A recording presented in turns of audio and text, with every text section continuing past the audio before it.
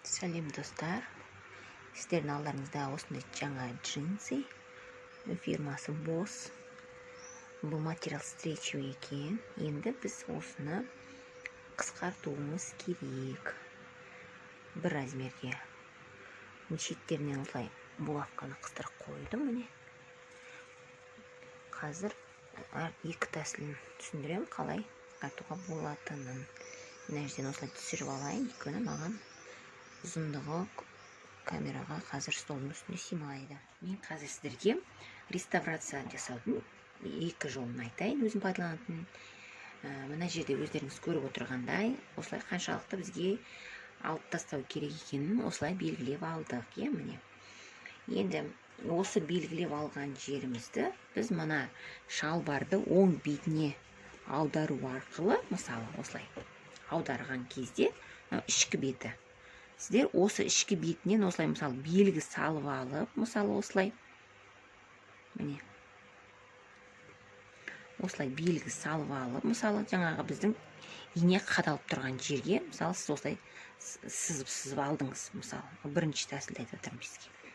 Осылай сызып алу арқылы, сіз одан кейін қайттан оң бетіне аударып, мына жердегі біздің жаңағы белгілеп алған инелерімізді алып тастаймыз. Сол кезде бізде ажақта жаңа инемен сызған сызығымыз шығады. Мына жерде көріп отырсаңыздар, бормен сызық қойған сызығым менде тұр. Мысалы, мен осыны алып, осылай қойып, осы жерден сызғышпен түзу қылып сызып алу арқылы, міне осылай белгі тұр ғой менде. Осымен, мысалы, мен сызғышты алып, сызып алу арқылы қаншалықты маған керек екенін де белгілеп алуға болады. Мысалы, осылай сызғышпен сызып алсам, менде қаншалықты маған алып тастау керек екені шығады, мысалы, жанынан, мына жерден. Солай істеуге де болады. Мысалы, осылай алып тастаймыз, ұзыннан ұзақ жаңағы инеміздің қадалған жері бойынша алып тастауға да болады. Осы жерде, мысалы, мен тігіс жүргізем деп осылай белгілеп алуға да болады. Бірінші тәсіл. Екінші тәсіл менде былай. Мен жаңа мына жерді оң бетіндегісі бір жақ балаға, мына жерде мен, мысалы, осылай ине қадап алдым. Қаншалықты маған алып тастау керек, соны мен өлшей салам. Мына жерде, мысалы, осылайдан өлшейім. Қанша маған алып тастау керек, мысалы, осылай өлшеп алам. Мысалы, менде 1,5 болса, 1,5 деп өлшеп алам да, солай маған алып тастау керек. Мен одан кейін матаны деппін ғой, шалбарымызды оң бетіне аударған, ішкі бетінен сыртқы бетке аударған кезде, мысалы, осылай ішке қарай аударған кезде, мен мына жерден сызғышпен өлшеп алып, 1,5, мысалы, керек болса алып тастау керек. Мен осылай 1,5-ды сызып алам да, осылай ғана мен қиып алып та алып тастауыма болады. Жаңағындай 1,5 сантиметр өлшеп алып, сызғышпен сызып алсам да болады. Не болмаса, жаңағы иненің қадалып тұрған жері арқылы осылай өлшеп алсам да болады. Енді қаншалықты маған алып тастау керек, мен қазір өлшеп, осылай сызып алам. Қай тәсілді пайдаланасыздар, бұны өздеріңіз білесіздер. Міне, мен жаңа өзім айтқандай, өлшеп, осылай, маған, мысалы, 1,5 алып тастау керек. Осылай өлшеп атыр. Қазір сол сызығымды сыза салам да, өзіме керекті алып тастайтын сызықты белгілеп алам, осылай. Міне. Маған осыншалықты керек, мысалы. Мен алам да, бұны бір-біріне осылай қоса салу арқылы, қаншалықты маған алып тастау керек, мен осылай белгілеп алам, мысалы. Көрдіңіздер ме? Енді осылай шалбардың екі жағында осылай өлшеп сызып алам. Міне, шалбардың екі жағындағы тігістерін бізге қию керек жерлерін белгілеп алғаннан кейін, осылай екі жағын белгілеп аласыздар, қаншалықты алатынымызды белгілеп аласыздар. Мына жерде кнопкаларын болса алып тастайсыздар. Содан кейін тікпес бұрын біз бірінші белін сөгеміз. Мені беліндегі тігісті сөгеміз. Қаншалықты керек сізге, соншалықты сөгесіздер. Осынша қазір сөгем осы тігісті. Содан кейін мына жерде маған артық сантиметрлерді алып тастайым. Содан кейін поясты қайтадан жалғайым. Қазір бірінші осы жерді сөгіп алам. Осы аралықты көрдіңіздер ме? Содан кейін іс барысында көресіздер.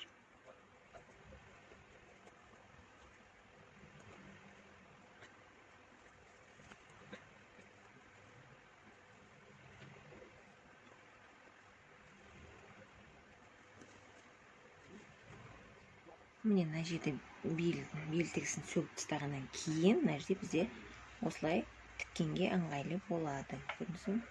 Енді бізге қаншалықты мысалы алып тастау керек, соншалықты біз мына жерден тігуді бастаймыз. Ол жан тігісі, яғни боковой шов. Осы жерден басынан аяғына дейін осылай тігіп шығамыз. Балағымен қиып тастаймын, одан кейін қайыруды көрсетемін. Міне жаңағы белгілеп алған жерімізден мен тігіс жүргізіп шықтым. Енді осы жерден сыртынан оверлокпен жүргізіп шықсаңыздар болады. Мен оны кейінірек жасаймын, өйткені маған кнопканы алып тастау керек. Мына жерді мен жай тігіспен тігіп қойғам. Енді мына жағынан қараңыздар. Оң бетінен қарағанда бұл жердің тігісі сол беті әдемі болып қалды. Ешқандай да өзгертілгені білінбейді. Көрдіңіз ме? Енді мына кнопканы алып тастағаннан кейін мен мына жерден оверлокпен жақсылап жүргізіп өтеді. Одан кейін мына жаңағы сөккен жеріміздің мысалы белі енді бізде кең болып қалды, мынау артық. Енді осыны не істейміз? Осыны осылай ортасынан бүктейсіздер. Тура ортасынан бүктеймін де, мен ортасынан қиямын. Ортасынан қиып тастайым. Мысалы, ортасынан қиясыздар. Содан кейін сіздерге мына жерде қаншалықты белін артық, соны қиып алып тастайсыздар да. Одан кейін мынаны қайтадан артан қиып алып тастағаннан кейін екеуін қайтадан осылай бір-біріне біріктіріп, осылай қайтадан тігеміз. Жаңағы тігісімізді артығын алып тастаймыз, сосын қайтадан осылай біріктіріп тігеміз, сонда бізде ол қайтадан осындай бүтін болады. Содан кейін мына жерге орнына қайтадан тігетін боламыз.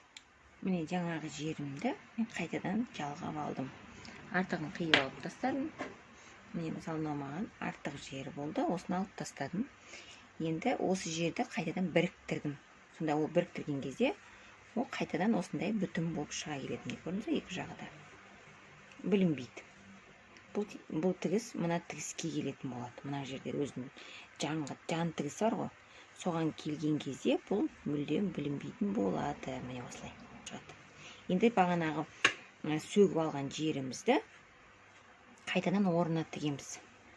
Ішкі жағын, сырт жағын бәрін келтіріп, мына жерге қайтадан орнына тігеміз. Міне осылай. Сонда біздегі бағанағы жаңа бетіндегі қалпына өз орнына келеді тігістердің бәрі. Әдемі болып шығады. Шалбардың балағын қаншалықты керек, өзімізге керек ұзындықты қиып алдық. Одан кейін мен оверлокпен жүргізіп шықтым. Енді ешқандай қиындатпай, тек қана ішке бір рет қайыру арқылы балағын қайыратын боламын. Міне оверлокпен жүргізіп болғаннан кейін 1,5 см мына жерді белгілеп, осылай сызып жасап алдым. Енді міне осылай сол сызық бойынша ішке қайыра саламыз да, осылай жай тігіспен жүргізіп шығамыз. Өте қарапайым тәсілмен тігіп жатырмын. Ал енді достар, шалбарымыздың қалай шыққанын көрейік. Міне мына жаңағы белі, мына жердегі тігісі мына тігіске келіп тұр. Көрдіңіз бе? Мына жерде бізде ешқандай білінбейді. Өзінің тігісі сияқты, мынау жан тігісі. Енді жан тігісін қараңыздар. Мынау жан тігісі.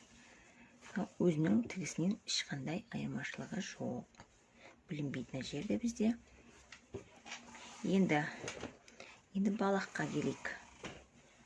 Балағының ұзындығын қысқарттым. Осылай әдемі болып шықты. Міне, ішінің бәрі аккуратно тігілген. Ешқай жерде ешқандай өзгеріс білінбейді. Шалбарымыз сол беті жаңа қалпында қалды. Көрдіңіздер ме?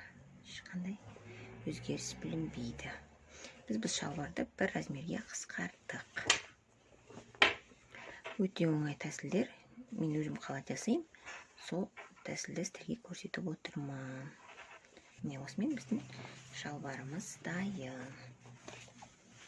Достар, міндетті түрде менің каналыма тіркелуді ұмытпаңыздар. Алдағы жаңа видеоларды жіберіп алмау үшін. Назарларыңызға рахмет.